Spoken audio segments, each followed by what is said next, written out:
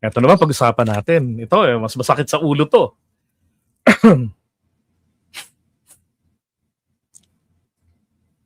Yun po yung maganda, 'di ba? From Gerardo Huyo, "Ako'y hindi DDS, hindi pinklawan at lalong hindi dilawan ay pulahan.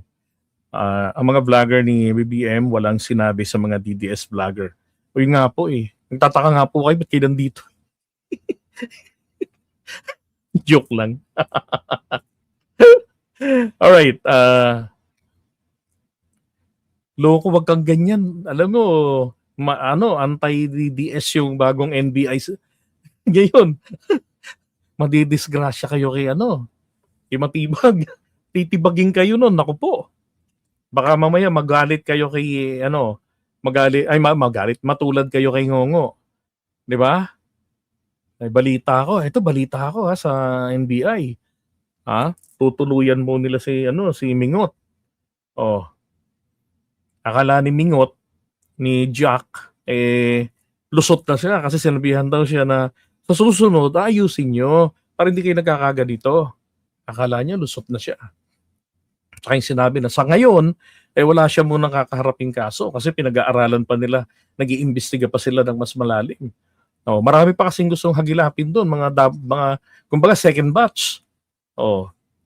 'Di ba? Pero ang sabi ng palasyo, we don't accept the apology. Managot ang dapat managot, patay ka bingot. Kaya kayo mga akusasyon yung magnanakaw, siguraduhin niyo na ho ngayon na meron kayong ebidensya. Kasi pagka wala, hindi niyo pwedeng sabihin sa korte na di kasi DDS tayo. Hindi niyo pwedeng iganon-ganon yung judge. 'Di ba? Yari kayo. Okay, eto naman.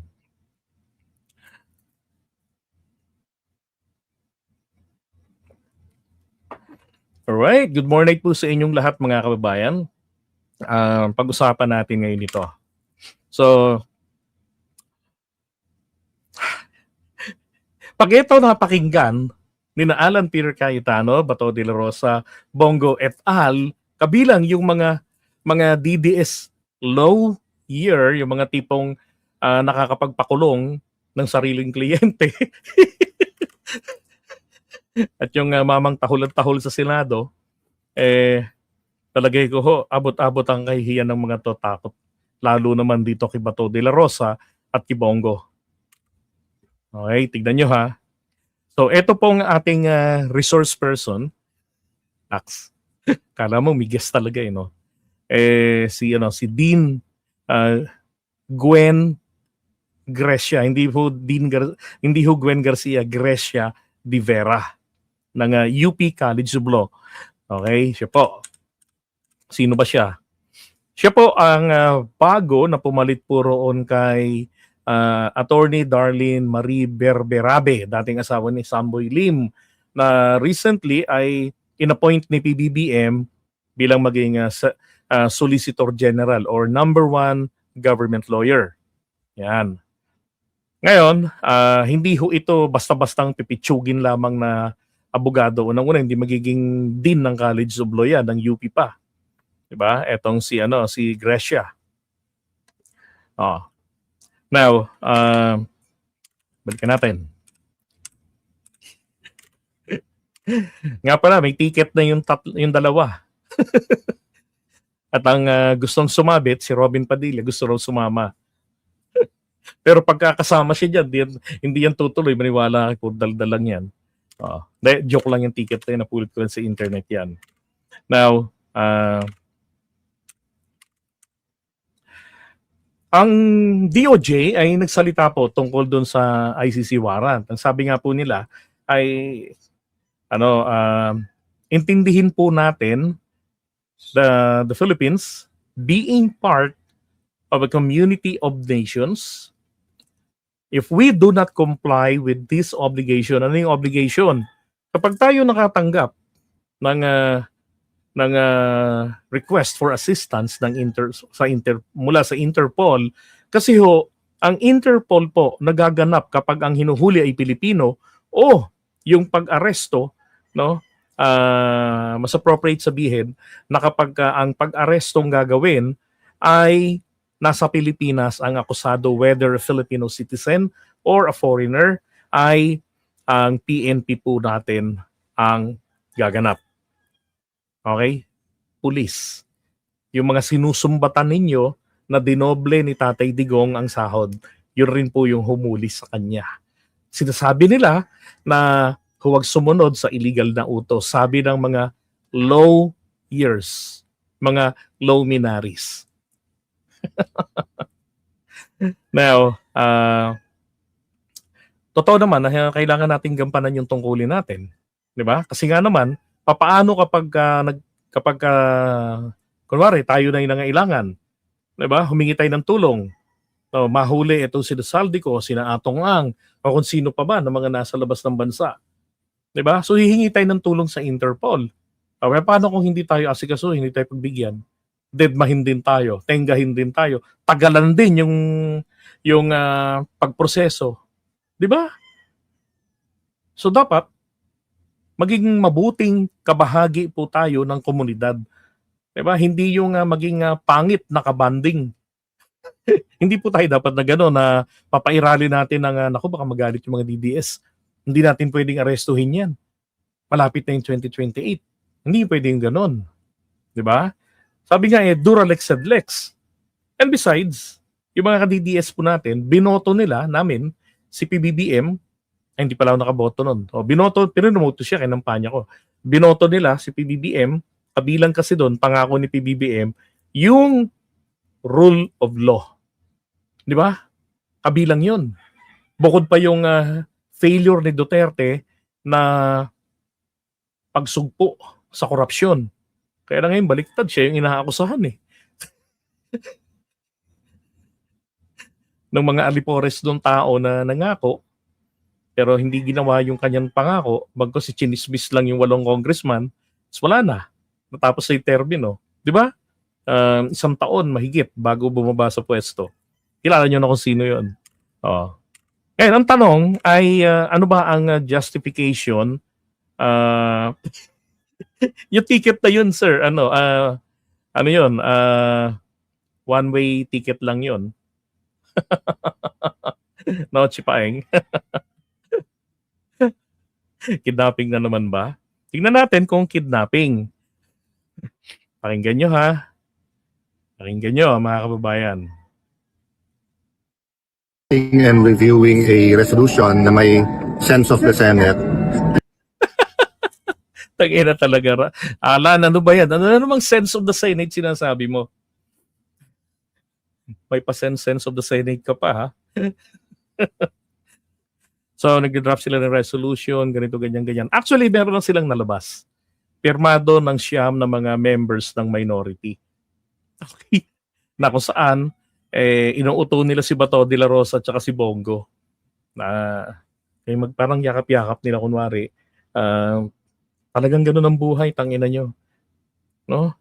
Sana, alam nyo namang bawal yan, alam nyo namang masama. Against moral. Pero tinuloy nyo pa rin eh. Kasi magiging kayo mga senador. Kasi tangengo to mga Pilipino eh. Iboboto kayo pagka sinundan nyo yung tatay ninyo. Tsaka ginawa nyo yatang libangan yan eh. Ang magbayad, diba, bilang tagahawak ng pera, pambayad. Ikaw naman, ginawa mo namang target shooting yung mga tao.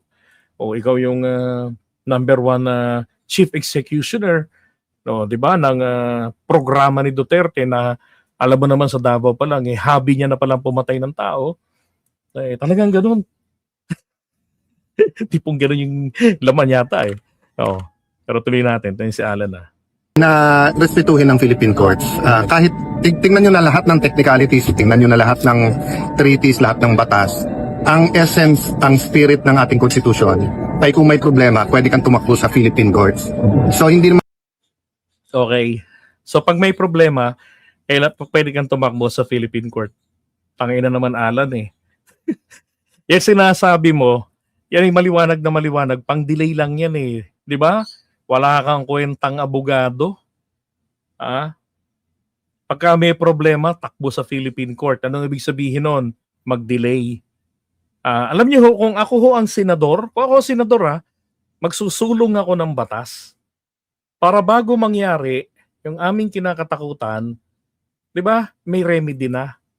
Oh. Pero bakit hindi ginagawa ni Alan Cayetano niyan? Cayetano 'yan. Gusto niya po napapahamak yung mga ka-DDS niya. Oh, naalala niyo sinipsipan din niya si Pinoy noong araw. Laking pakinabang niya kay Pinoy. Pag gloves pa yan, boxing-boxing, tapos suot lang dilaw. O, nung naging presidente na si Duterte, tawag niya kay Pinoy, Abnoy. Kaya galit na galit yung mga dilawan sa kanya Na tinawag niya si Pinoy na Abnoy. Ang laki ng utang na loob niya doon. Oh. Pwede na pag sinabi ng ICC o kahit anong international court na may arrest, dadamputin mo na lang dito, dadalhin mo sa ibang bansa. Kung ganun ang interpretasyon, napakadali. Anong gagawin natin? Ganun talaga.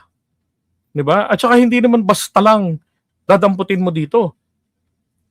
Magpapadala sila ng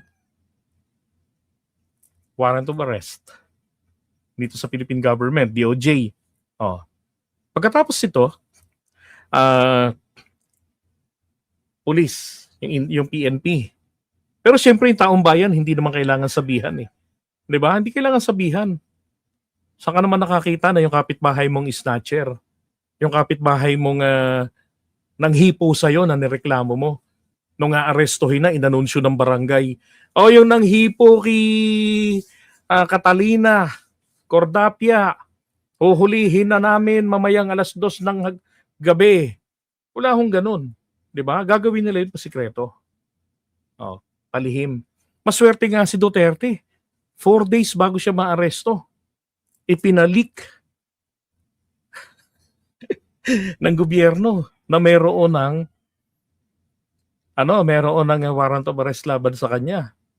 At dahil ako hindi konektado sa PCO o kung saan dyan, hindi ako naniniwala na meron na. Kasi bakit inaanunsyo? Dapat sikreto yan, biglaan, surprise. Hindi ako naniniwalang meron na. Pero totoo pala, sabi ni General Torre. Meron na, natanggap kami, ipinalik yan para mataranta sila doon sa Davao. Kasi mahirap pagka doon patulad kay Gibuloy. Pagka nataranta yan, maglalabasan yan sa lungga. Bakit? Kasi underestimate nila yon. Yun nga, yung nangyari kay Digong, pumunta pa ng Hong Kong. Di ba? Para siraan lang si PBBM. Pag uwi niya ng Pilipinas, pinerfect niya yung group effort. Hindi ho ba, Victoreño, am I making sense? Yes. Di ba? I'm making sense. Eto ngayon si Alan. Sabi ni Alan, hindi raw po pwede yung ganon. Nangyari na nga kay Duterte. Hindi, mga kababayan, mga ka-DDS, iba ho yung mga kababayan, mga Pilipino po yung tinutukoy ko. Iba rin po yung mga DDS. Iba yan parang sa mga, lang yan in Chinese. May kumatok. Nay! May kumakatok. Ay, sandali lang po. Lapit yung bata. Nay! Bakit? May naghahanap sa'yo. Sino? Hindi ko kilala Basta may tao. Sabi ng bata. Lumabas ngayon yung nanay. Okay na, kinausap yung nasa labas. Pagbalik ng nanay, sabi niya sa anak niya, ikaw talaga, loko-loko ka. Ano sinasabi mong may tao sa baba? Ba't ano po ba yun? Sino po ba yun? Chinese yun. Alam nyo na. Dahil sabi ng nanay doon, inchik yun, tao ka dyan. So ganito rin yun. Iba yung mga kababayan, iba yung mga ka-DDS. Okay? Alam nyo na yun. Magkakaiba. So mga kababayan, mga ka-DDS, yan, wala tuloy ako sasabihin ko. Tuloy na nga natin ito saglit. Mababalik yon. Ricardo, bakit? Kahit sino po na post. Okay, eto na. Nangyari na nga kay Duterte, di ba? Ngayon, kung totoo yung sinasabi ni Alan Cayetano, tignan nyo nangyari Nasaan ang Korte Suprema? Nasaan ang mga 13 appointees ni Duterte? Nung araw na inaresto si Duterte, may magagawa po ang judiciary. Alam ko, nung panahon na yan, di ba? nasa ano siya, ang mga justices nasa Baguio kung di ako nagkakamali. Oo. Meron silang special na parang pagka summer ganyan nandun sila. Nagtatrabaho rin sila. Pwede ho silang kahit nasaan yang mga yan. Diba, napakadali lang na mag-ipon-ipon 13.5 hours mula nang inaresto si Duterte. Anytime. Hindi po ang pagiging members of the judiciary ay nagsisimula ng 8 o'clock in the morning, nag-e-end ng mag-e-end ng 5 o'clock in the afternoon. Hindi po ganun. 'Di ba? 24/7 na ikaw ay members of the judiciary ng Supreme Court. Now, ibig sabihin, pwede silang mag-convene para i-TRO. Yun ang hinihingi, i-TRO yan. Mapigilan hindi yung pag-aresto, kung hindi po para mapigilan yung eventual palalamove kay Duterte sa dahig. Pero bakit hindi ginawa? 'Di ba? Brinaso pa nga nila yun nila Kabaka. Tsaka biniktima pa nga ni Kabaka si Torion. Kawawa naman si Attorney Torion, si Dean Torion. 'Di ba? Fake news niya. Sabi niya meron na raw pasabi. Meron na raw tao nila sa Supreme Court. Wow. Ang sabi may binabana. Di nagpuntahan sila ngayon doon. Anong ending? Mukha silang tanga. Walang tao sa Supreme Court. At wala hong Pilipino maliban sa walang internet o walang TV dahil na ipasara ni Duterte yung ABS-CBN. Ang hindi po nakakaalam ng pangyayaring yon. Tinutukan ng buong mundo, pati international news, yung aresto ni Duterte. Pero bakit hindi pumigil ang Korte Suprema?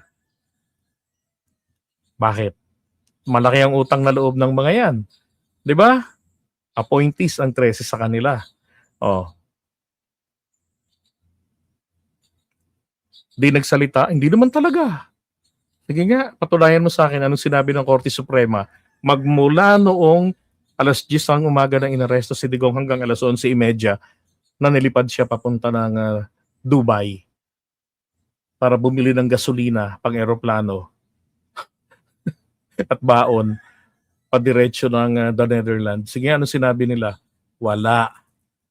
Diba? Wala. Anong ginawa ng Korte Suprema later on? Pinatawag sila Kabaka sa Korte Suprema.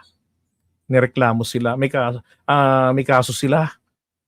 Ano kaso nila? Fake news nila, ginamit nila sa fake news ang Korte Suprema. At hindi pa sila nahiya. Yung Dean ng College of Law ng Jose Maria College, nung eskwelahang pag-aari ni Kibuloy, ng KOJC, sa kasama pa nila, wala namang alam si Torion doon. Mabait si Torion. I respect him. Pero ang problema, etong mga alaga-alaga ni Duterte, mga DDS makinig kayo, hindi ako tinatabla ng mga pang-aasar nyo. Nakatigit ako rito sa screen. Nakita ko rito si Bato, si Bongo, tsaka si Alan. Okay? Makinig kayo para may natututunan kayo. Bagay na hindi nyo nakukuha sa mga DDS vloggers, sa mga counterparts ko. Mga dati kong kasama sa pagiging DDS. So ngayon, tingnan nyo ha. Guard na BGMP na naka-uniforme, AFP. Wala pa nga palang resulta yun, Dapat parusahan sila ng Korte Suprema sa paggamit sa kanila sa pag-fake news. Korte Suprema yan. Nakakahiya, integrity nila nakataya doon. Dapat may malinaw na action sila doon.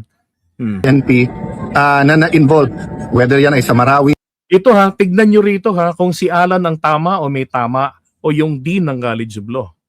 Yan ay sa communist insurgency sa Mindanao, bigla na lang dadamputin. Diba? Tapos ngayon sinasama si Secretary Aguirre. So civilian. So sabihin mo na may allegation na conspiracy. So at any time then, a cabinet member, aakyat na yan. That's one step closer to the president. Imposible. Imposible sinasabi mo, Alan. Bakit imposible? Baka nakalimutan mo. Kinalas ni Duterte ang Pilipinas sa ICC. So imposible na si PBBM damputin ng ICC.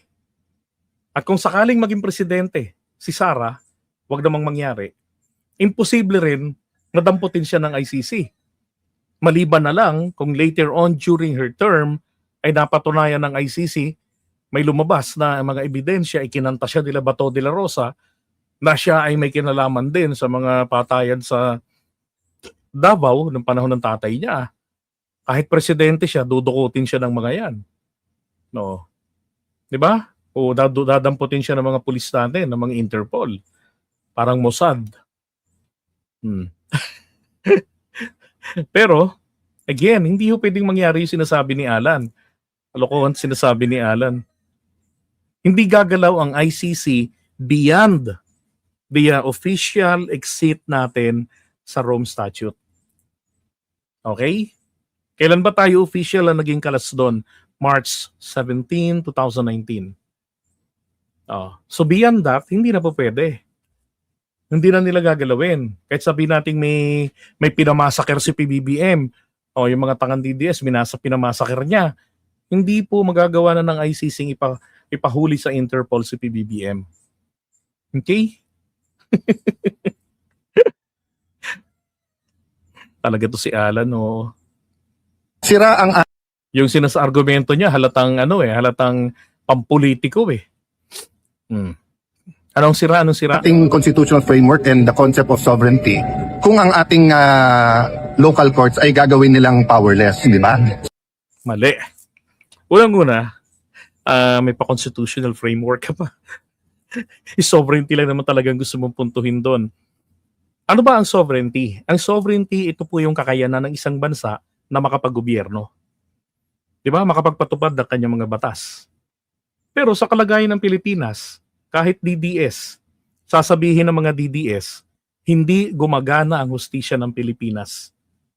Hindi healthy. Di ba mga DDS, hindi healthy ang justice system natin. Bakit? Uso rito palakasan eh. Di ba? Di ba? Uso palakasan. Pag sinabi ninyong gumagana rito, tanungin ko kayo, bakit yung tinuturo ninyo na promotor, mastermind sa flood control, hindi pa nakukulong? Inconsistent kayo dyan. Di ba? Ko Alan. Ang ICC po, o yung International Tribunal, hindi po sila manghihimasok na turuan ang gobyerno natin kung papaano magpatupad ng batas, papaano magpatakbo ng gobyerno. Hindi. Wala silang pakialam dun. Diba? Katunayan nga, nung panahon ni Duterte, ginagamit din natin ang Interpol. Kaya nga hindi nagawa ni Duterte na ang Pilipinas ay alisin niya sa Interpol. Diba? Ikaw talaga, Alan. Oo. So I do understand that there are emotions here. There's human rights issues. Pero nababawasan ba yung human rights kung yung isang tao ay nakakatakbo muna sa korte? So can you imagine sa inyo sa media, kung paano naman yung human wrong nila ng mga kasangkot? kinover nyo halimbawa yung war on drugs, tapos sinabing, hindi lang nag-cover yan embedded yan, kakampi ni Duterte yan. Pwede ka na lang kunin, tapos daling ka na lang sa ibang bansa? Ay, tanga. Hindi naman ganun yung dahilan kila Bato de la Rosa eh. Hindi naman sinabi na kakampi ni Duterte yan eh. Alan, ginagawa mong bobo yung mga yung mga judges, yung mga prosecutor sa ICC. Sila ay mga primera klaseng abogado ng kanilang mga bansa. Mga katulad po yan na mga naging miyembro ng Korte Suprema, katulad din rito ni Miriam Santiago na hinahangaan ng mga ka-DDS natin at mga kababayan natin. Di ba? Magagaling pa yan kaysa kay Alan. Alan, kayo tanong kung anong bubuhin ng mga Pilipino, nakanampot siya. Alam ko naman ang nasa likod ng sinasabi mo eh. For the sake of votes. Pag ang politiko talaga nagsalita, tangina. Di ba? Palaging sa alang-alang ng boto. Anak ng boto, oo. Hindi ka man lang makakatakbo sa local courts, di ba? Sir, ano masabi niyo tatakbo si VP Sara for president? We're in a democracy. For me, the earlier na lahat ng kandidato ay mag-announce better. Bakit? Kasi mas mahihimay nung lahat, mas bantay ang kanilang kilos. Of course, I wish her well. If we look Hey, eto mga ka-DDS, pakinggan nyo to. Tandaan nyo ho, mas mahusay ito kay Duterte. Hangaan nyo dapat ito.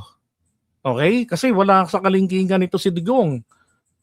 Kahit na yung mga low years ninyo na pinaniniwalaan nyo na I'm sure kung kayo ang pumasok sa College of Law, hindi nyo gugustuhin maging professor yung mga yun.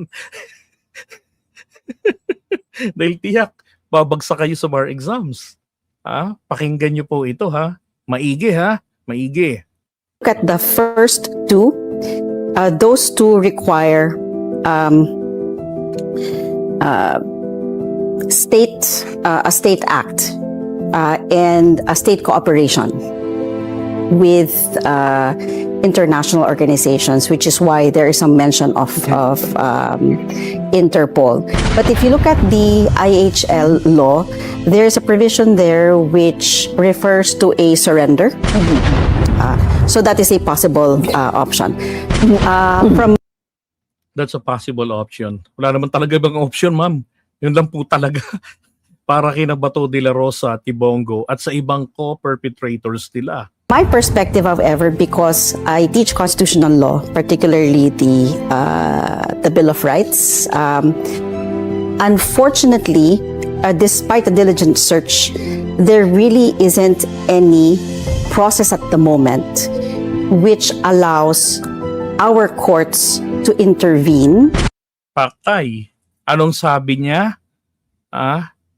Diligent, blah, blah, blah. Balik natin Ayan despite sa kabila ng, okay, hindi ko alam yung Tagalog ng diligent pero naiintindihan ko yun. Parang yung masigasig na paghahalughog, pagsasaliksik, yon. Despite diligent search, The diligent search, there really isn't any wala talagang kahit na anong process at the moment proseso sa ngayon which allows na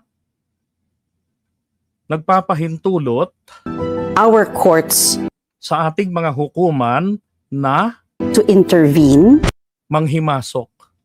Aray ko. Saan po manghihimasok, ma'am?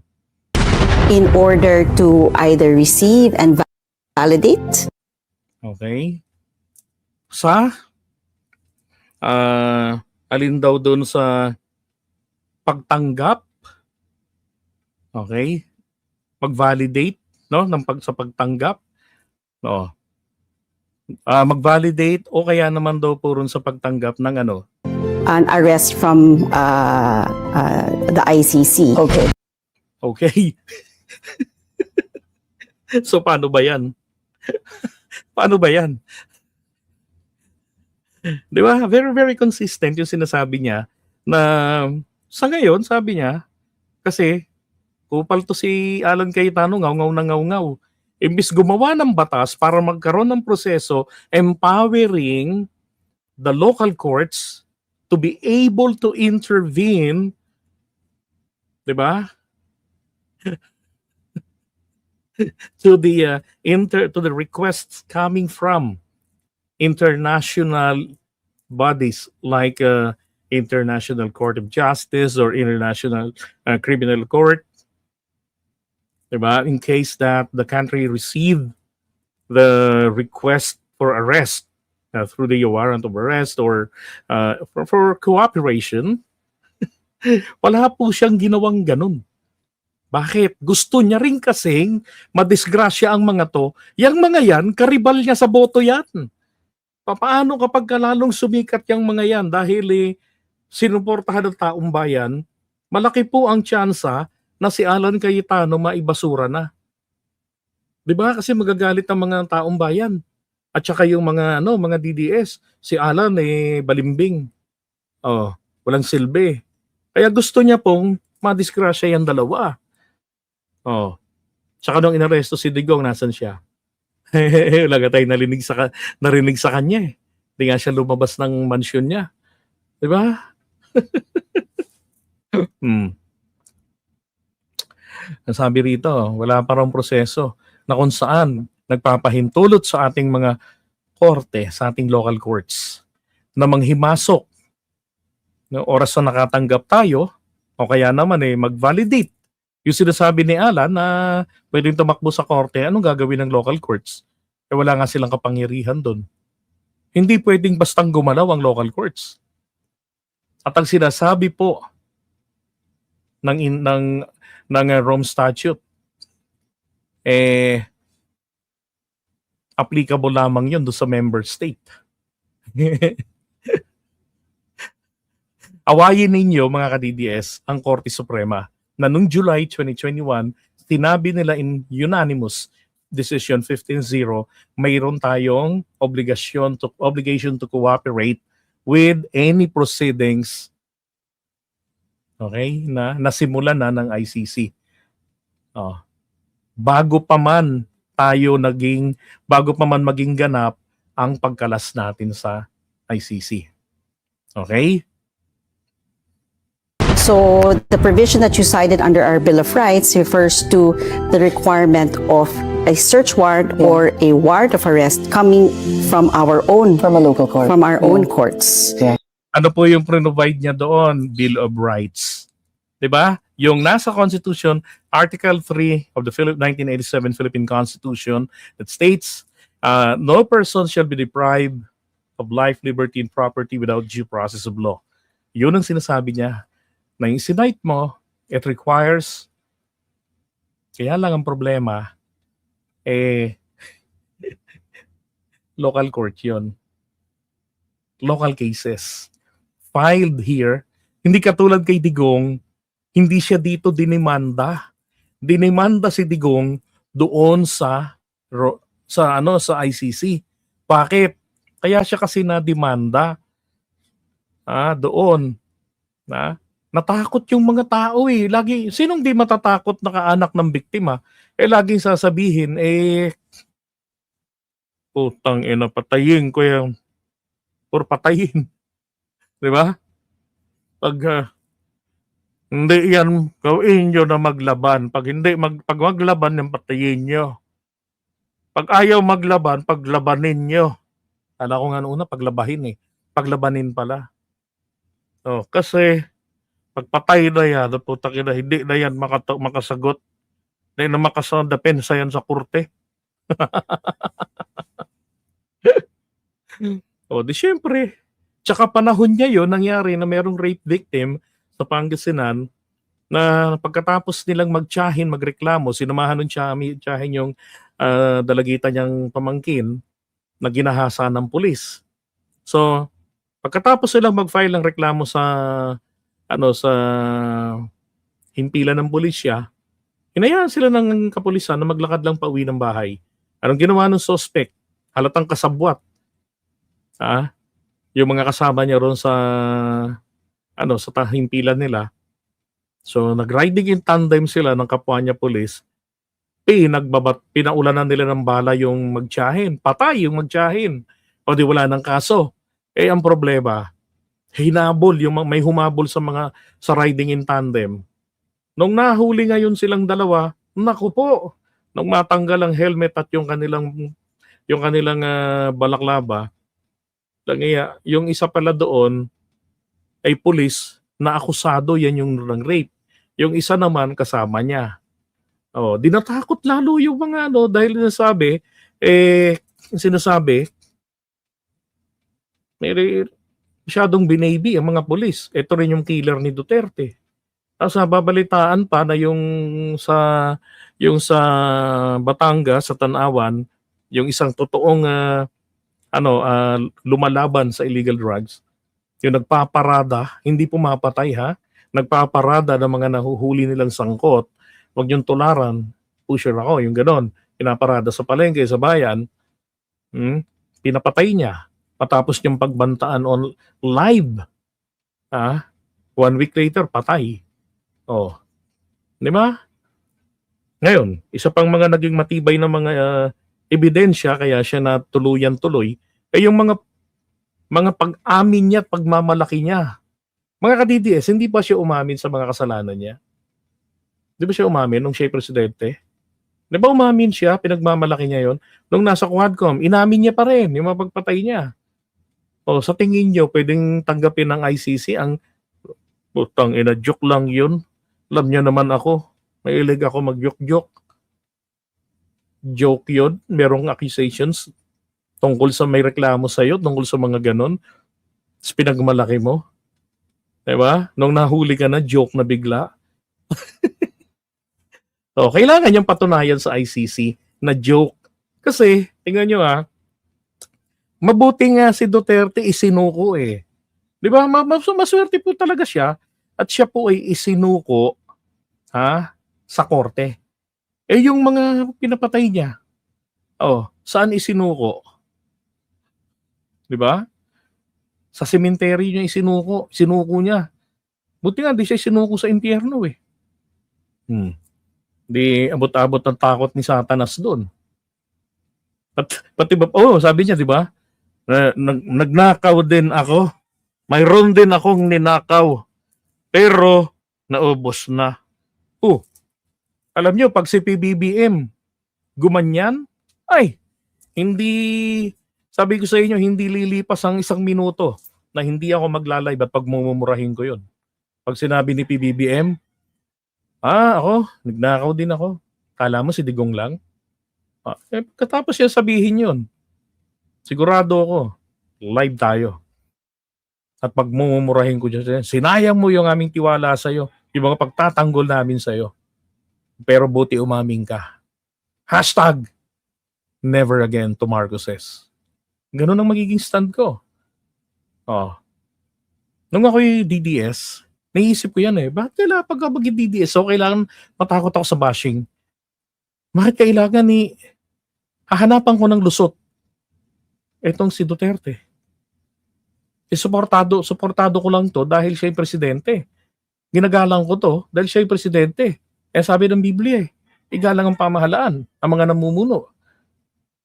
Di ba? Pero hindi sinabi doon, kampihan mo for life. April 30, 2013, 2023 ko siya tinalikuran na. Nung pinanindigan niya ang pagiging tuta ng China. Tagal din mo tiniis ko yun Hanggang sa mga kasama ko ng DDS vlogger, sabi nila, mahirap na yung plan niyang ipagtanggol, Hindi ko nga Iwanan na natin. Hindi kaya.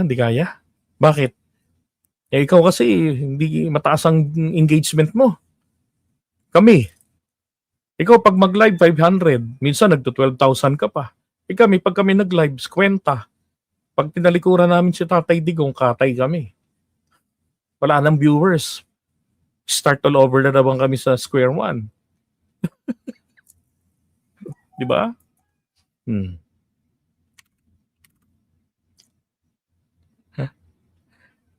Okay, tingnan nyo to. Thank you, Ems. Sabi ni OMG. DDS, salamat at natauhan ka na. Diba? Alam niyo ang hindi lang po magbabago ng isipan ay isang taong baliw. May kasabihan ganyan. The only person that never changed mind is baliw. Diba? Hindi nagbabago ang isip ng baliw. Yan Okay. Komento tayo rito. Sinabi kasi ni Attorney Claire Castro ni Yusek, yung paglalamove Digong sa The Hague, sinunod raw yung batas, mga kababayan. Doon sa pinaliwanag ko kanina. And actually, pinaliwanag ng resource person natin, yung UP Law Professor, maliwanag po, di ba? Na legit talaga yung pagpapadala kay Duterte. Kasi, hindi pwede yung extradition under ng IHL law. Ang extradition, ito ay para lamang sa mga hinihiling na ilipat sa kanilang bansa at ang humihiling ay Estado, kaya nga bansa Diba? That's for state only. Kaya nga kailangan pagka may extradition request, kailangang masiguro na merong extradition treaty at malinaw ang terms sa extradition treaty ay sang-ayon yung request. Oh.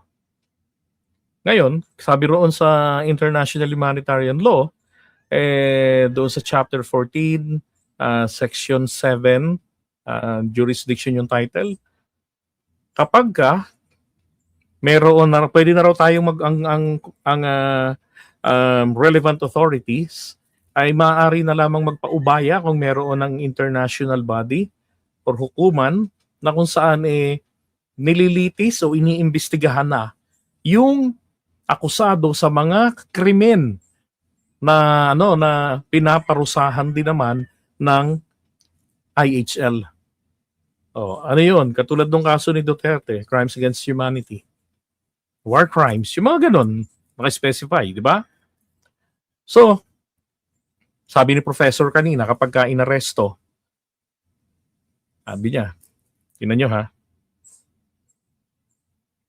So I think one theory that's being pieced together is that Pakinggan nyo to ha, maigi. so long as it is through Interpol So long, and we have Okay. obligations in relation to Interpol, then that is something that then the warrant is something that can be served here. aray, saklap. Anong sabi niya? As long as, hanggat, sa Tagalog na lang, hanggat ang warrant, yung ICC warrant, hindi po pinag-uusapan dito kung member pa tayo o hindi na. Kasi sinabi, yung question na yan, tinapos, yung question na yan kung may obligation pa ba tayo sa kanila, maliwanag po doon, wala na. Kailan? Simula nung hindi na tayo member. Pero, nung member pa tayo, sabi ng Korte Suprema, sang-ayon sa Article 127 ng Rome Statute, ang sabi ng Korte Suprema in their 15-0 decision, may obligasyon tayong makipag-cooperate sa anumang proceedings na nasimulan at kaakibat ng mga ito ay ang pag-aaresto.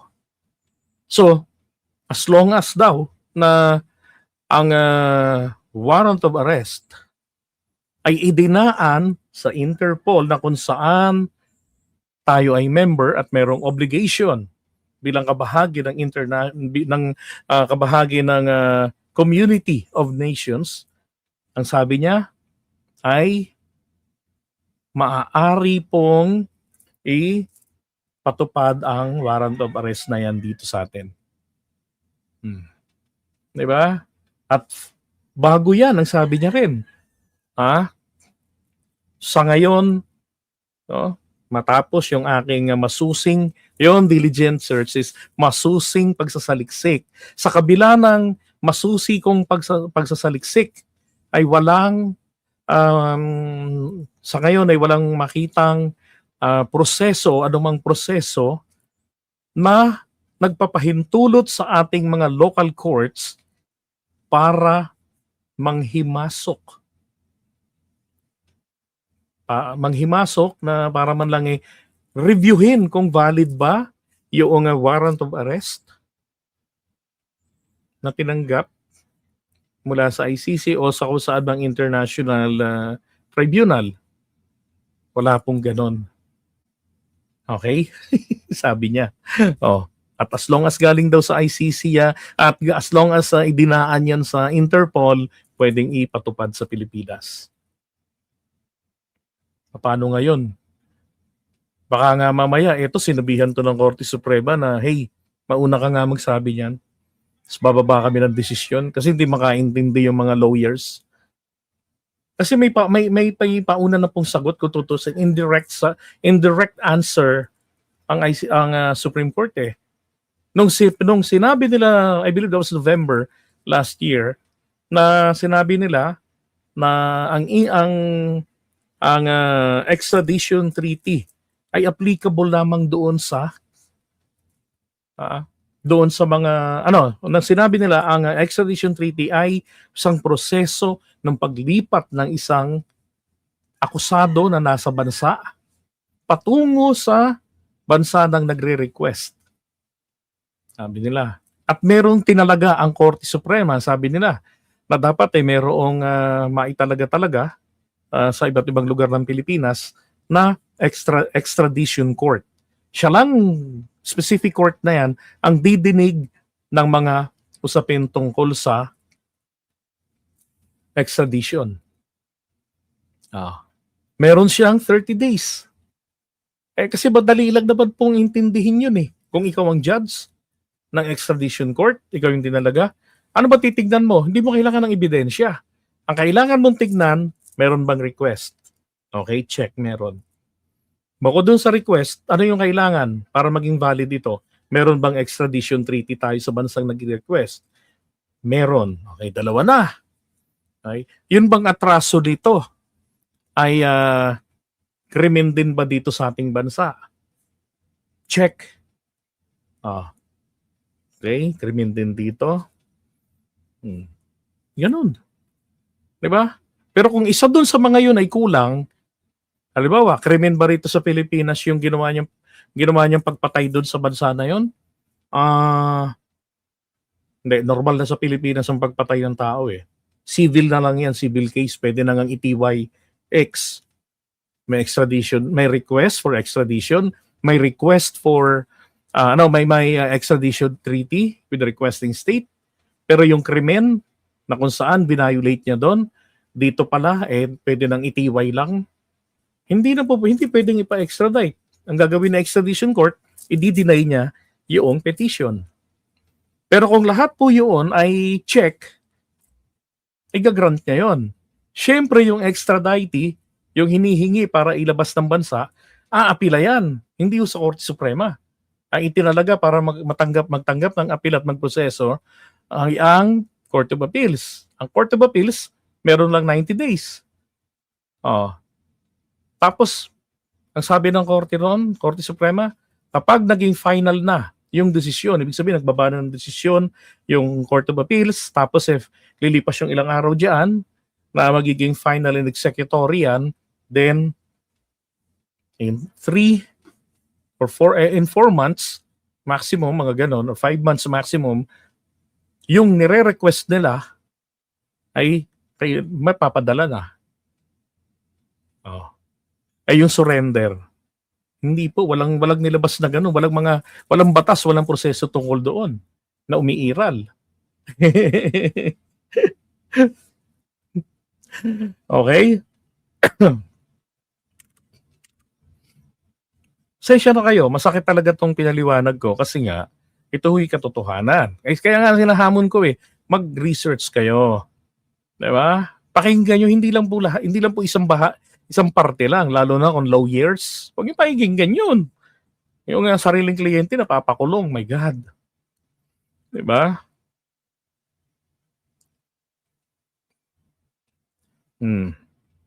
Ngayon, sabi rito ni Alvin, it's a blatant lie daw na sinunod yung batas.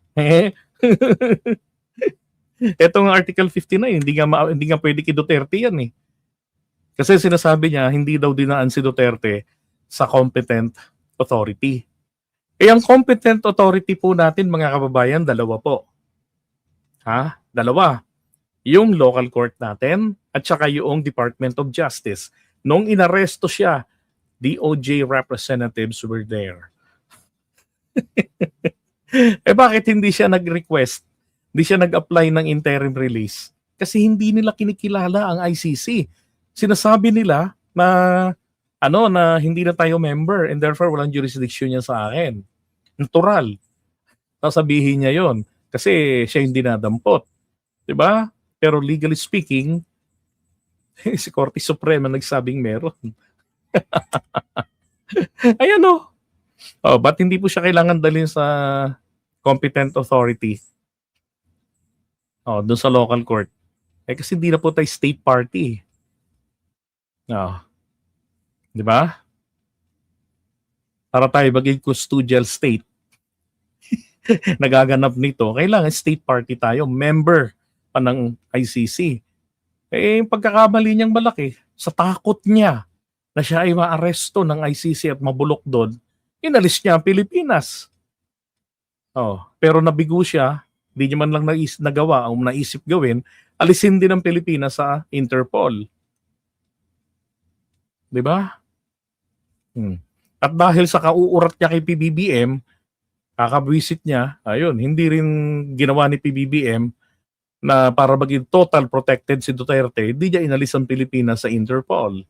Kasi unang-una, mas matimbang ang pagiging member natin sa Interpol kaysa sa isang Duterte lang, kaysa sa isang presidente lang, kaysa sa isang senador lang. 'Di ba? Kasi sabi nga rito ni attorney, na member tayo ng isang Community of Nations. At maraming pagkakataon nakakapagpahuli tayo ng mga tumakas sa atin na hindi mahuli-huli ng ating mga otoridad, pero pag ginamit ang Interpol, nahuhuli. 'Di ba sila Alice Goo, nahuli. Nasaan lang? Tangina, nangapit bahay lang pala. Oh. Si Tives, nahuli. Nangapit bahay lang din pala. Hindi umalis ng Southeast Asia. Pero ang mga otoridad natin, wala na, blanco na. Bokya na sila. Either nabayaran para pumikit. Di ba? Okay.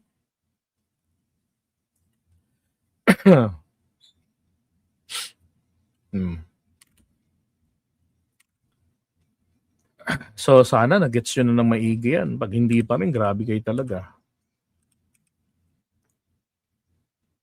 Yan po yung credentials ng UP College of Law Dean na si Professor Gwen Grecia de Vera. Paki-screenshot na lang po, mga DDS at mga kabayan. Kasi baka sabihin nyo, lawyer yung aking resource person. Okay, Docs?